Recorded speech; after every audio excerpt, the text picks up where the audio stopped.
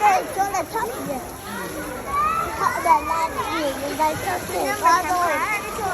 Họ bảo là đây là sông lớn. Con nhìn biển mà xem.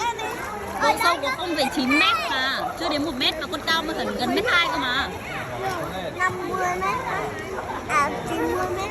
0,9 mét là có 90 phân. 90 phân. Mà con hẳn 110 mấy phân. Ở con 90 phân.